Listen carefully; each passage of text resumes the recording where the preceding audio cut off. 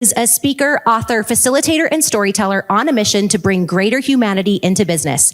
His speeches, workshops, and books focus on teaching people skills to create greater performance, connection, and engagement across teams and organizations, demonstrating how soft skills deliver hard results. Ladies and gentlemen, Mark Carpenter.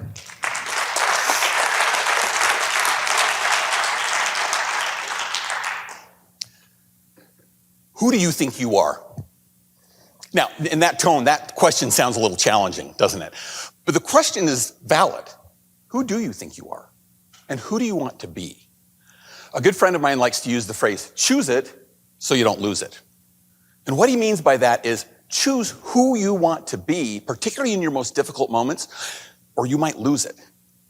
For instance, I had just spent a week in the middle of February in Philadelphia and was on my way home. Now, picture this. Philadelphia, middle of February, gray, cold. I just wanted to get home, sleep in my own bed. My flight plan went from Philadelphia to New York, where I caught a connecting flight to Salt Lake City, where my bed was. I started to worry just a little bit as we got on the plane and snow began to fall. Was I going to make my flight in New York? Well, the flight attendant came on as we were just about finished boarding, said, ladies and gentlemen, just so you know, I checked all the flights in New York. Everything's fine. Everybody's going to make their connections.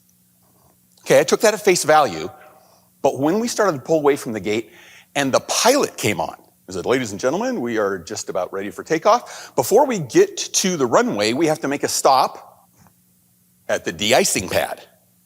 And we're sitting there at the de-icing pad as the de-icing chemicals are running down the window next to me. And I'm thinking, did the flight attendant take this stop into account? Well, we finally got off the de-icing pad. Pilot comes on. We are fifth in line for takeoff. The 4 planes in front of us were not in that big of a hurry. And we waited long enough that we had to do what? Go back to the de-icing pad. And at that point, I knew I wasn't going to make my connection in New York. How did I feel? I was bugged. I was a little irritated. Not just that I was going to miss my flight, but they assured me that I was going to make my flight.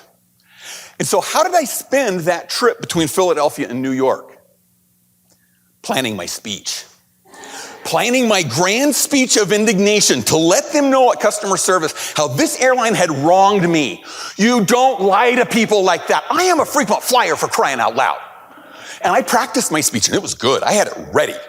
So when we got to New York, I grabbed my bags. I made a beeline to the customer service counter. Well, there were 5 people who were just as indignant, but a little faster than me, who got to the customer service before me. As I'm waiting, I'm rehearsing my speech. I'm listening to theirs and going, mine is so much better. And in that moment, I was interrupted by a voice behind me in the terminal, yelling at the top of his lungs. I turn around and there's a businessman who had been on my flight, red-faced, screaming into his phone at a customer service agent. And I'm listening to him, and I'm thinking, he's giving my speech. Now, he was lacing his with profanity that I hadn't planned on using, but I looked at him and I went, ooh, that's pretty close to what I was going to say. I looked at the 3 customer service agents. They were kind of giving each other sidelong glances. One says to the other, if he comes up here, I'm calling security. And in that moment, the thought hit me. I do not want to be that guy. That's not who I am.